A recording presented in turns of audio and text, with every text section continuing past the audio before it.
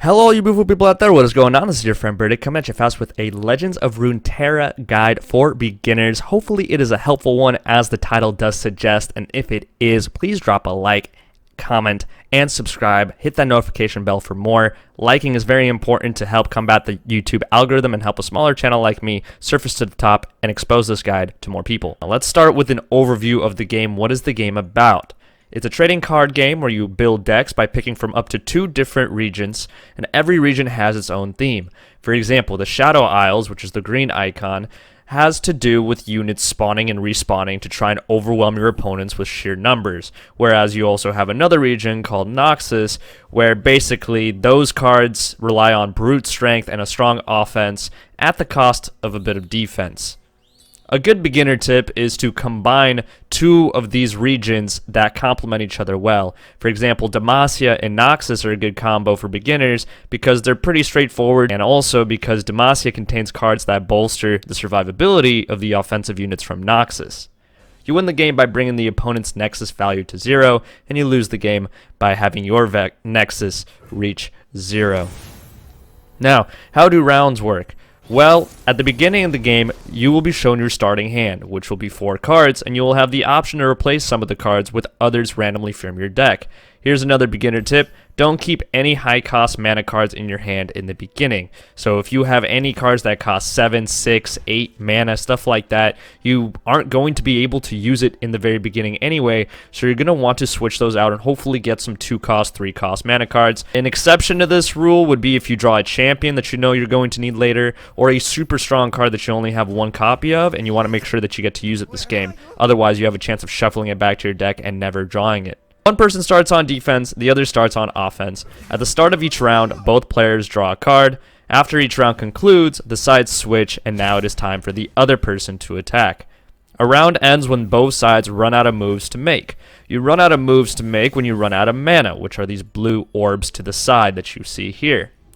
Every card you play costs a certain amount of mana, so it is up to you whether you want to play a lot of low-cost cards or play a few high-cost cards during each round.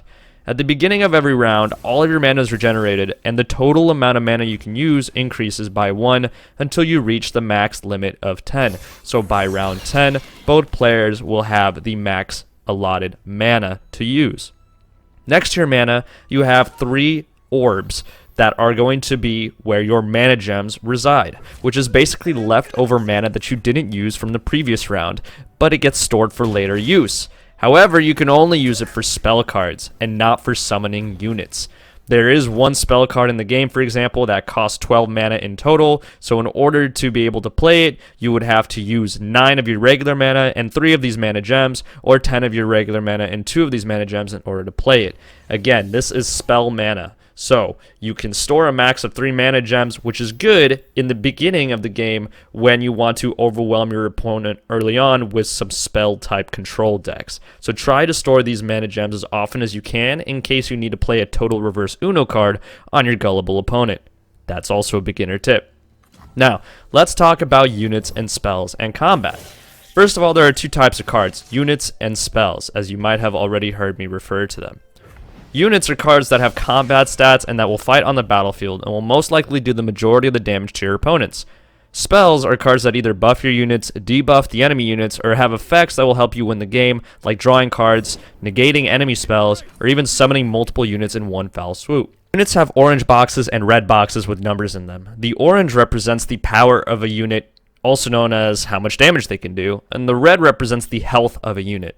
When 2 units strike each other, the orange value is applied to the red value, so if I have a 4 power and 3 health, and I hit my enemy who has 2 power and 3 health, I will kill them, but they would have only damaged me by 2, and my unit stays alive on the field. As you're watching this gameplay, you can see the values on the screen in front of you and do the math yourself. A beginner tip is to try to keep as many units alive on the field as you can, because you can only block 1 enemy with 1 unit, and I will talk about blocking a little later. If you strike directly at the opponent, they will take the orange value damage. Their nexus will be damaged. Your goal is to try and strike the enemy nexus as much as you can and not to be blocked by the enemy units. Spells go in separate categories. You have slow spells, which are usually stronger but can't be cast during combat or in response to other spells, and they can also be countered by the enemy's spells.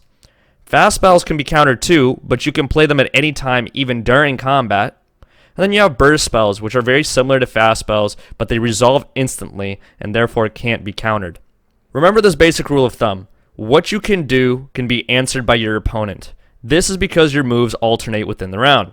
So if you summon a unit, your opponent now has a chance to respond and summon their own unit or use a spell. You can't play a unit and then attack right away. However, you can attack first and then summon more units as long as you have enough mana to do so before ending your turn, in case you want to prop up your defenses for when it's time to defend. You can have up to 6 units on your bench, and you can also attack with all 6 if you want to. If you are on the attacking side, you can take the units that you want to attack with you from your bench and place them on the battlefield.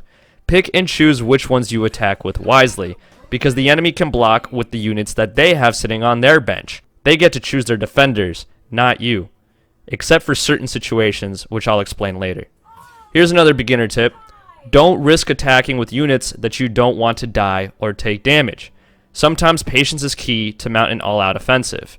Sometimes you want to put units down on the board that you know will be useful, but you don't want them to get obliterated in one turn because you need to build them up a little bit. Say, for example, a champion that needs to stay on the field in order to level up. When you are defending an assault, you get to choose which units you want to block with, or you can skip the block entirely. So now it's your turn to choose when you're defending. You can also try casting some burst or fast spells to dampen their efforts or bolster your defenses in the middle of an attack. Now let's talk about champions and how you level them up. The regular units that I have been referring to are called followers, and you have special units that are called champions. You can only have a max of 6 champion cards in your deck, so choose them wisely. You can have 6 unique champions, or you can have up to 3 copies of any card in your deck, so you could have 3 copies of any 2 champions that you'd like to choose, which is usually what I like to do, because if you have 3 copies of a champion, then you increase your odds of drawing them in the middle of a game. You can only have 1 copy of each champion in play, however. So, if you play a copy of your champion and say you have another one in your hand at that moment in time, the one that's in your hand will turn into a unique spell that can only be used while the champion is on the field and is still alive. When that first champion that you played on the field dies, the champion spell that was in your hand now turns back into the champion and giving you back your second copy. If you use the champion spell while your champion's on the field is still alive, you will shuffle another champion into your deck, so you won't waste anything if you use it except for the mana used to cast it. So, if you use one of those champion spell cards, you will still have 2 champions left in your deck of that same name. Now, every champion has their own conditions for leveling up, which can be read on their card. For example, Darius levels up when the enemy Nexus gets to 10 health or less. When a champion levels up, they gain higher stats and their unique skills get even better. You're going to want to experiment with the different combinations and try them all and see which one suits you best. Now let's move on to some unique skills. These are unique abilities that some cards have, which you at any moment during the game can hover over and check. You can also press right-click on the cards in general while you're in the middle of a game to really read into their description and see all the cards that are linked to them and their unique abilities. Let's go over some of these skills. You have Regeneration, which heals all damage taken at the end of the round. You have Fearsome, which means that this unit, when it attacks, cannot be blocked by enemy units with 2 or less attack power. This is really good when you are fighting decks that have a lot of very low-cost basically feeder units, scrap units, that are just meant to stall time. Elusive. Units with elusive can only be blocked by other elusive units, so if the other team doesn't have any elusive units on their side to block with, you can attack the Nexus directly. Overwhelm. Excess damage to blockers is dealt as damage to the Nexus. This is, again, really great when you are fighting against enemy units that have very little health. And so if you have someone like Darius who attacks, the difference between his attack power and the enemy unit's health is then dealt as damage to the enemy Nexus. You have Tough, which means that the unit that has this skill takes 1 less damage from all sources, including spells. Challenger. When you attack with a unit with the Challenger skill, you can choose who gets to block your attacking unit. This is very useful if you want to take out an enemy unit in particular.